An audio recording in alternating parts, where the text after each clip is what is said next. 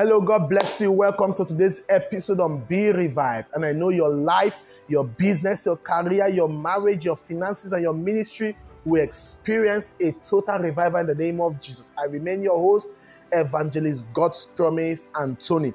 Let's quickly go to the book of Luke chapter 5, verse 2 to 7. The Bible says, And he saw two ships standing by the lake, but the fishermen were gone out of them, and were washing their nets. And he entered into one of the ships, which was Simon's, and prayed him that he would thrust out a little from the land. And he sat down and taught the people out of the ship. Now when he had left speaking, he said unto Simon, Launch out into the deep, and let down your net for a draught. And Simon answering said unto him, Master, we have toiled all the night, and we have taken nothing. Nevertheless, at thy word, I will let down the net. And when they had this done, they enclosed a great multitude of fishes, and their net brake. And they beckoned unto their partners which were in the other ship, that they should come and help them. And they came and filled both the ships, so that they began to sink. Hear me, I pray for somebody here. Before the end of this season, you're going to experience a net-breaking harvest in the name of Jesus. Just like Peter, the Bible says he labored all night. He labored all night and he caught nothing. Someone here listening to me, you've been laboring for a long time now. I came to announce to you that you have labored for too long. Your harvest is near and your harvest is now. As you go out tomorrow, you will experience that harvest you have been looking for in the name of Jesus. Few things I want you to note from that scripture which we read is that when you go all the way for the purpose of God, He will make a way for you. When you go all the way for the purpose of God, He will make a way for you. In Luke chapter 5 from verse 1 to 6, Peter went all the way for the purpose of God. He made his boat available and he made himself available. And God made a way for him. Well, the labor he did, he labored, so there was actually no way. He labored. They gave up on themselves, and they said, "Wow, we've lost it this time around." That's when they were washing their nets. So they were already making plans to go back home. Praise God. They were already making plans to go back home because they felt they've actually lost it. There's nothing. They've actually wasted all their time. Somebody listening to me may feel you've wasted your years. You've wasted your time. I came to announce to you that your miracle is near. Don't give up, because Jesus is about to visit you. The second thing I want you to know is that when you make yourself available for the purpose of God, you are positioned to experience your revival. Now, revival is not when you know how to pray or you know how to fast. When you're in poverty and God brings you out of poverty into prosperity, that is a revival. When you're sick in your body and God takes away the sickness and gives you divine intervention, that is a revival. So when you make yourself available for the purpose of God, you are positioned to experience your revival. Peter made himself available and he was positioned to experience his revival. What he was looking for throughout the night, he was laboring for it. But on account of making himself available, the Lord took away the labor and gave him favor. It is very difficult to catch fishes at the day. Very difficult. More or less, catching so much fishes, so much fishes at the daytime. It's mostly at night. So they understood these laws of fishing or whatever it is. That was why they went at night to fish, but they caught nothing. The Lord took away his labor and granted him favor. The third thing I want you to note is that when you make yourself available for the assignment of God, He will make what you have to deliver what you need. Praise God. That's so deep. When you make what you have available for the assignment of God, He will make what you have to deliver what you need. Peter had the boat. That was what he had. And he made his boat available for the assignment of God. And that boat gave him what he needed. The Bible says they caught multitude of fishes and put them in the boat. Praise God. They put them in the boat. Even his hand could not accommodate it. They had to put in the boat. And even at that, the boat still could not accommodate the multitude, the mighty harvest of fishes. So when you make what you have available for the assignment of God, the Lord will make what you have to deliver what you need. So Peter's boat, which was available, delivered to Peter the fishes he was looking for, all he needed at night. So make what you have available and what you have will deliver your consignment. The Bible says in the book of Psalms chapter 85 verse 6, will thou not revive us again, that thy people may rejoice in thee? Friends, revival begets joy, and joy is the beginning of revival. If it is not reliable, if it is not seeable, if it is not feelable, if it is not palpable, if it is not transferable, then it is not revival. It must be seen, it must be felt, it must be palpable, it must be transferable. You can't be experiencing it alone and say it is revival. No. If you're experiencing it, the people around you should also experience it. If you're carrying the power of God, it's not just for you alone. The people around you should be a witness that you are indeed carrying the power of God. If you're experiencing prosperity, it is not for you alone. The people around you should be a witness that indeed you're living in prosperity. So if it is not feelable, if it is not seeable, if it is not palpable, if it is not transferable, then it is not revival. So what the Bible says in the book of Luke chapter 5 verse 8, when Simon Peter saw it, he fell at his knees. When Simon Peter saw it, when he saw the revival, when he saw the harvest of fishes, which was a revival, how is this thing possible? How can this thing be? It can only be by the power of God.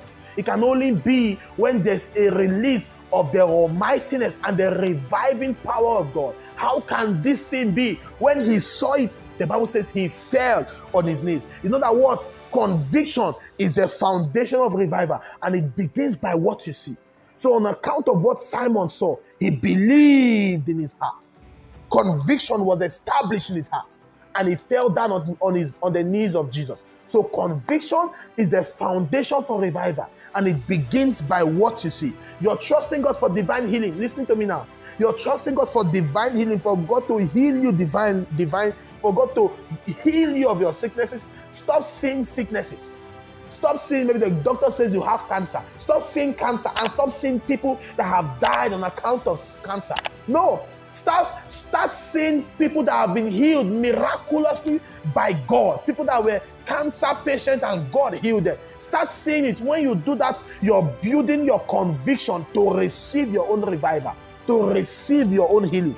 The Bible says in the book of Matthew chapter 6 verse 22 that the light of the body is thy eye. If your eye is single, the whole body will be full of light. So you must be careful of what you see, because what you see determines what you receive. What you see determines what you attract. What you see determines what you are magneted to. So you must be careful of what you see. Few things I want you to understand: that Peter was at the shore. His boat was at the shore, but his revival was not at the shore. Jesus told Peter, trust your boat a little from the land into the waters. Praise God. In other words, locations are carriers of revival. Locations are carriers of revival. Where you are per time is a determinant of what you will receive per time. So you must understand your location per time. If where you are is not where God wants it to be, please move. Peter was at the shore. He never knew that just a little move into the sea, there will be a mighty harvest of fishes. He never knew that if you move a little again into the sea, you will see mighty, heavy lot of fishes waiting to be harvested. Jesus, who understands times and seasons, who understands the operations of locations, told Peter, hey, move this ship from the land to the sea. It's actually nothing for Jesus to stay on the boats by the land and preach.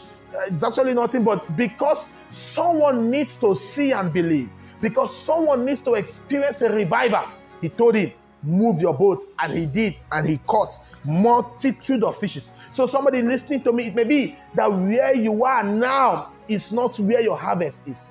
The location you are right now is not where your revival is. All that God is saying is that you should move. Now, some of you watching this video, what I'm saying is going to be a conviction of what the Lord has been speaking to you. That God is saying, move a little. Just like Peter, move a little. Just move a little. He told Abraham, move out of your father's house. Just move out. I will make you a great nation. I will make you a great nation. There's a place I have kept for you, flowing with milk and honey, not in your father's house. Move. So for somebody here trusting God for a marital breakthrough, the Lord is saying, move a little. Trusting God for a business and a career breakthrough, God is saying, move a little, and you will experience your revival. And I pray for you that is going to be your portion in the name of Jesus. So another thing I want to note is that Peter's boat was both empty and available. His revival came because his boat was empty and available. The reason why you're still where you are is because you are not empty and you are not available. For some of you, you are empty but you're not available, and some, you are available and you are not empty. Hear me, you cannot be double-sided and experience your revival from God. Praise God. You must be empty and you must be available. You must lay away every filthiness and every superfluity of nothingness and receive with meekness the engrafted word of God, which is able to save your soul. You must be empty. You must let go of who you are. You must let go of pride. You must let go of sin. You must let go of every form of filthiness. And you must make yourself available. Peter's boat was empty and it was available. So the master came in and used it. And on account of that, Peter experienced your revival. And lastly, I want to understand that revival are God's evangelistic tools to draw men close to himself. God wants to revive you and everything that concerns you so he can draw you close to himself. You know, you're poor today. God wants to make you prosperous so he can draw you to himself. God wants to bless you mightily so you can draw into himself. And I pray for somebody listening to me right now in the name of Jesus. You have been laboring, I don't know, maybe for the past 17 years, 5 years, 3 years, 10 years. Just like Peter, you have toiled and nothing to show for it. I pray for you that before the end of this season, your harvest is going to locate you in the name of Jesus. Your harvest is going to meet you in the name of Jesus. You're trusting God for healing in your body, that sickness in your body. I command it right now in the name that is above every other name, Jesus Christ, the resurrected Lord. I command that sickness to leave your body now. In the name of Jesus, you are healed from that sickness in the name of Jesus. God bless you for watching. Do well to follow us on Facebook, on YouTube, subscribe, and follow us on Instagram. You have a testimony of what God is doing to you, is doing in your life via this program. Please do it to reach out to us. We are looking forward to read your testimonies, and I know more testimonies and more testimonies will come. God bless you and keep following us. Revival City Evangelistic Outreach. Remember that the mission is revival. God bless you. Amen.